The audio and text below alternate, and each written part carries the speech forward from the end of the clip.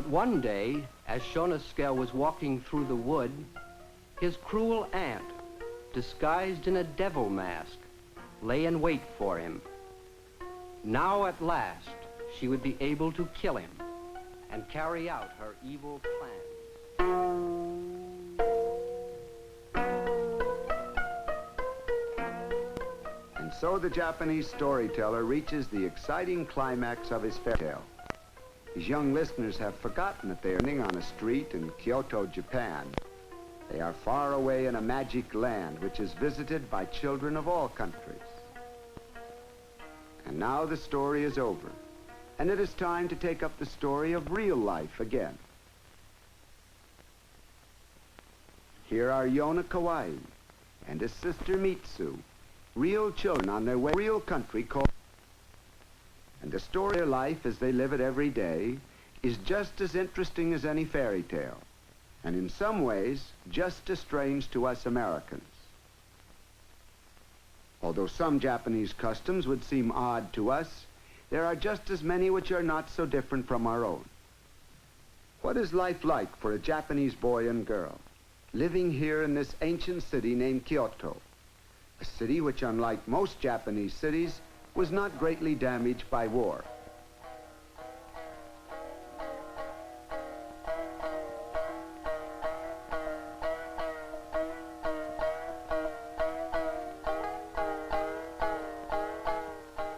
In a Japanese home, like part of the house. In one of the rooms opening on the garden is the workshop of the children's father, who is a silk weaver.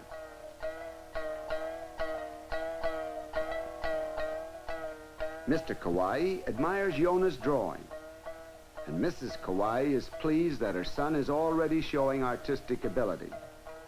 Someday, perhaps, the boy will join his father in the work here at the shop.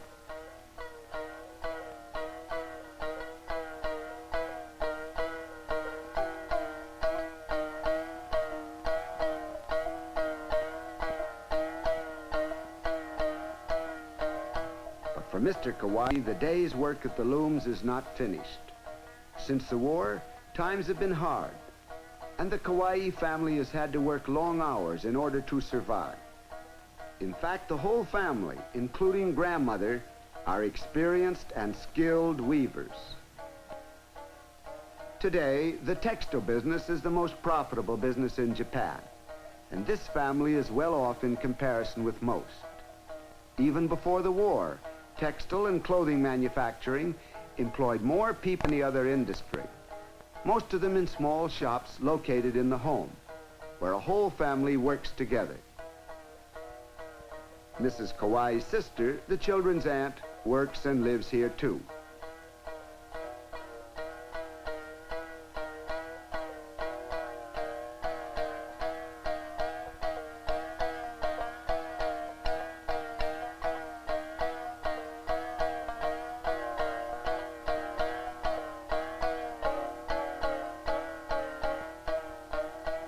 The children's uncle is another family member who works in the shop. Although the looms are hand-operated, mechanical devices help in the weaving. The looms weave the beautiful silk brocades from a pattern made of heavy paper, with holes punched in it, very much like the music roll of an old-fashioned player piano. The children's aunt stops work early to start preparations for dinner. In pre-war Japan, families like this one would have had servants to do the household tasks, but today few families can afford such luxuries. Soon Mrs. Kawai joins her sister in the kitchen. The Japanese prepare simple meals and eat quickly without ceremony. Unlike the Chinese, who are famous as cooks, they look upon eating as a necessity rather than a pleasure. Cooking is usually done over a wood fire. Gas stoves, particularly since the war, are expensive. The Japanese are very fond of fresh vegetables, and these are usually chopped and then cooked lightly, as in the famous Japanese dish, sukiyaki.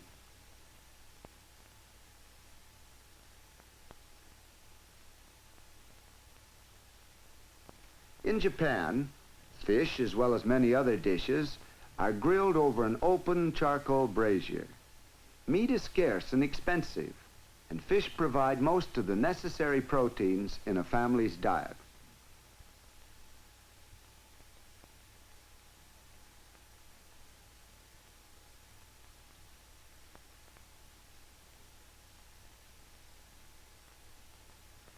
And now the family sit down to supper.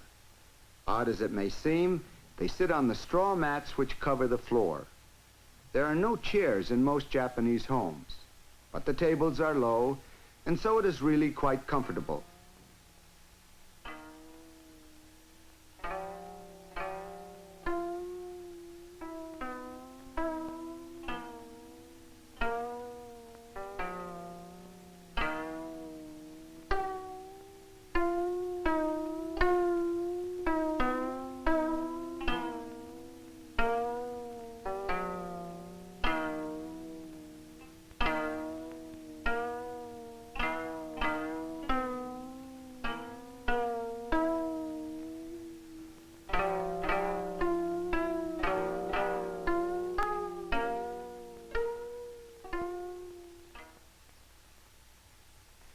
After supper, Japanese children do what all school children have to do, homework.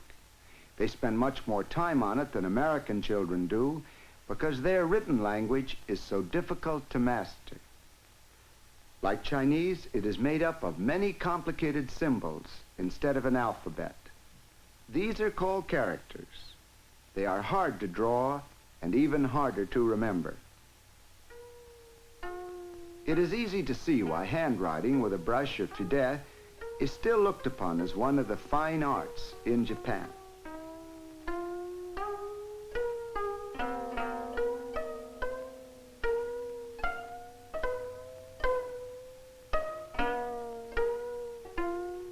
While Yona and Mitsu do homework, their father carries on his business. He not only makes fine silk cloth, but he must sell it too. In Japan, even a business conference is an occasion for tea drinking, and the transactions are carried on in an atmosphere of politeness and ceremony.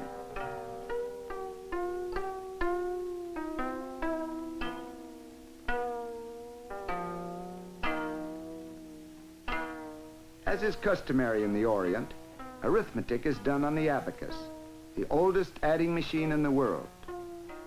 And it can multiply and divide too, once you know how to work it.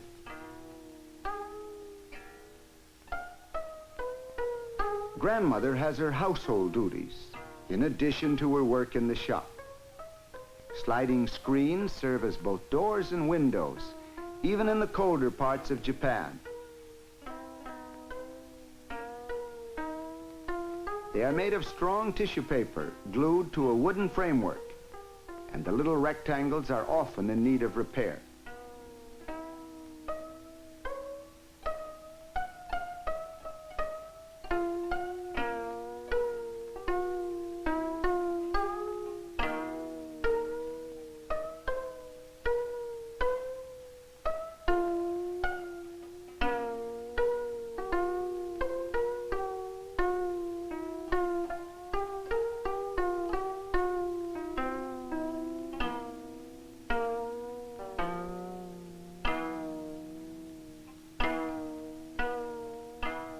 When it's time to go to sleep, Mrs. Kawai transforms the room into a bedroom by getting the children's futon out of the closet.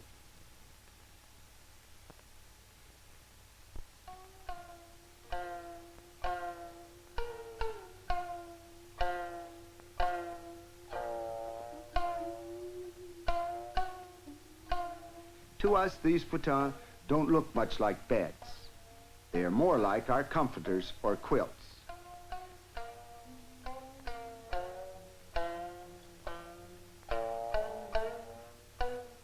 And so, their homework all done, Mitsu and Yona get ready to go to bed.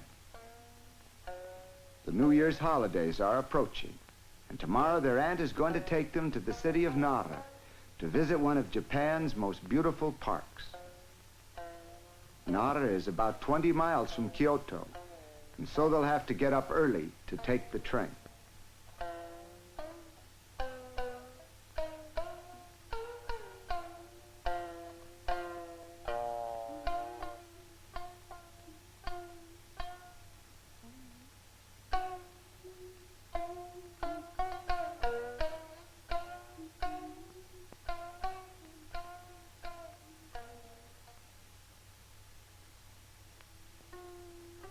Next morning, the children and their aunt arrive at Nara Station. As soon as they enter the park, they go to one of the many shrines there to pay their religious respects. The two major religions in Japan today are still Buddhism and Shintoism. Only one person out of every 200 is a Christian.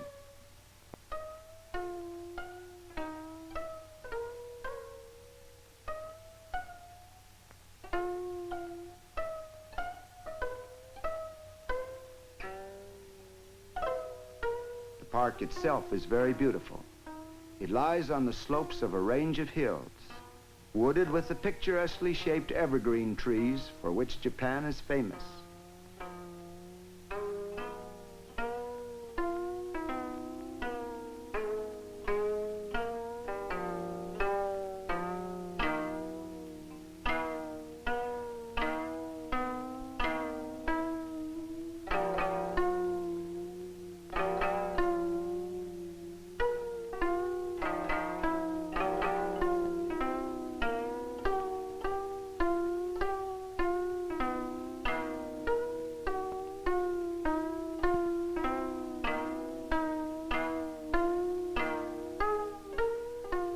This gigantic statue of Buddha is called the Dai Butsu.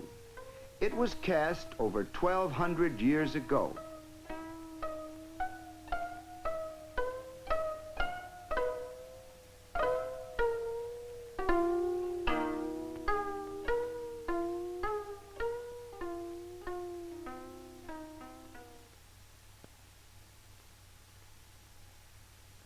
On the day before New Year's, the preparations for the celebration begin. First come the decorations. Pine sprigs on either side of the door symbolize long life because they are evergreen. The shimenawa, which is placed over the door, is also made of objects which signify good wishes for a long, healthy, and prosperous life. Meanwhile, Mr. Kawai hangs up the New Year's scroll, or kakemono, which expresses good wishes to all for the coming year.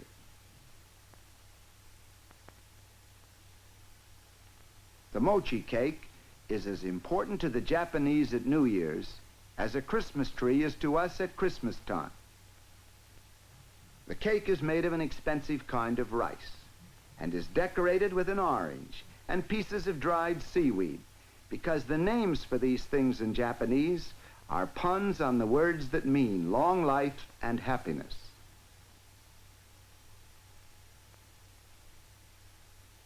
That afternoon, Mitsu and Yona, together with their mother and aunt, go to the nearby city of Osaka to see the puppet show, or bunrak, as a special holiday treat.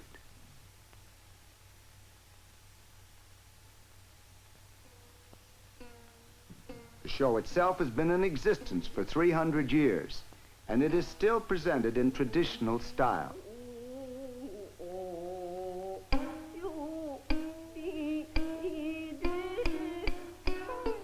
An orchestra provides musical background and sound effects.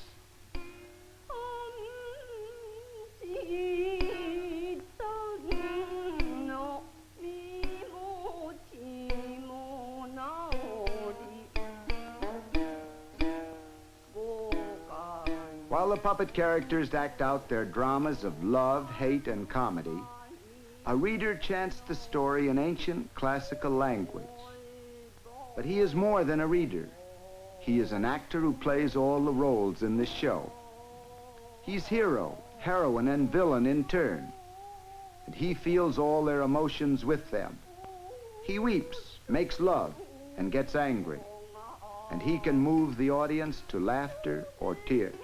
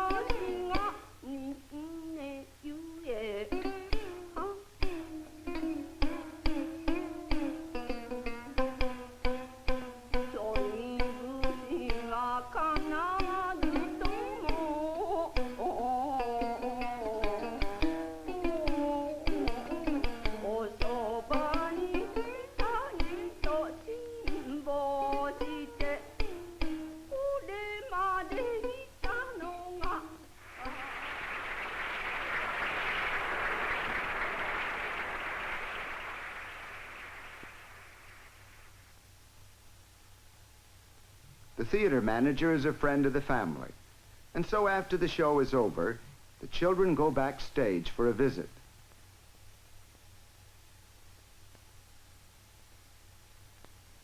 It's fun to meet the puppeteers who have been entertaining them all afternoon, to say nothing of the musicians. The shamisen is the most popular of Japanese musical instruments. It is a little like our banjo, but has only 3 strings.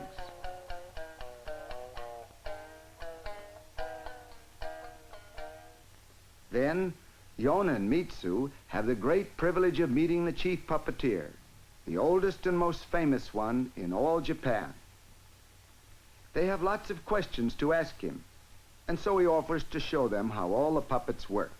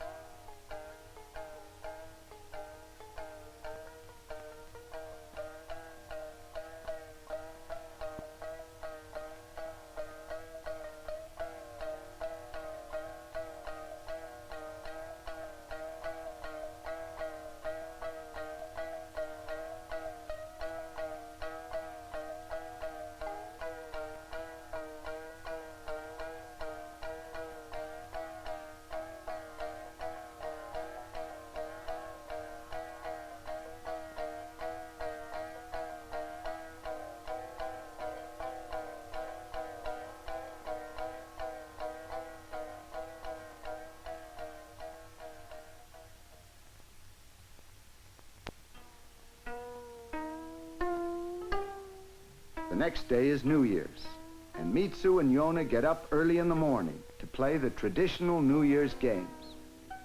Most boys, like Yona, have special holiday kites to fly.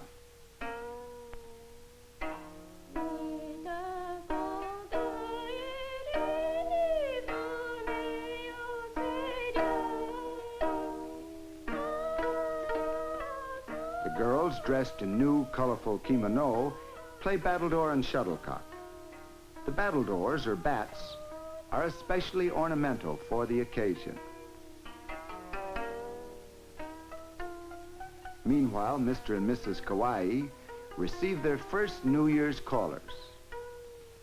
This custom of friendly visiting is so universal on New Year's Day in Japan that many households cannot receive all their guests, and receptacles are placed at the entrance of the house to receive the calling cards. All in all, it is a time of great friendliness. All enmities are forgotten, foes become friends, and work is taboo. It is the greatest holiday in the Japanese year, and the celebration lasts at least 3 days, and sometimes for more than a week. Cold sake wine, flavored with Japanese pepper and medicinal herbs for health, is served with great ceremony to all guests.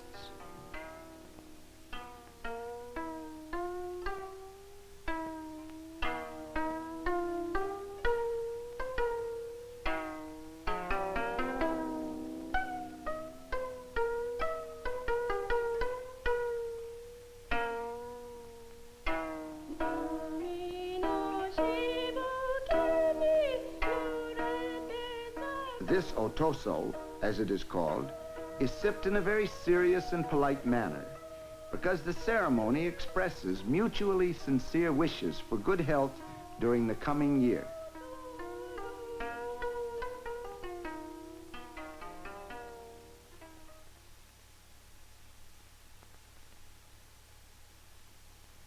In the evening, after the guests have gone, the Kawai family get together for games and fun all by themselves.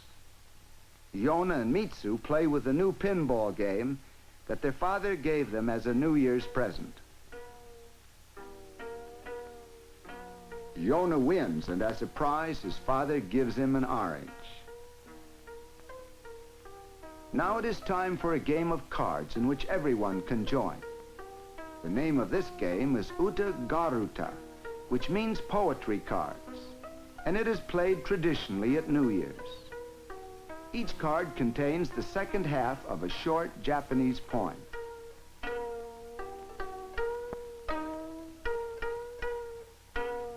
One member of the group is the reader, who reads the first half of a poem. Each player tries to be first in finding the card with the second half of the poem on it.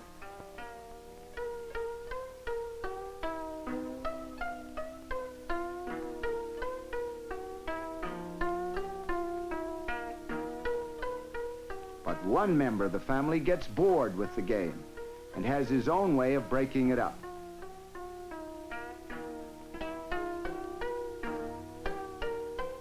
And so, New Year's Day is over for the Kawai family.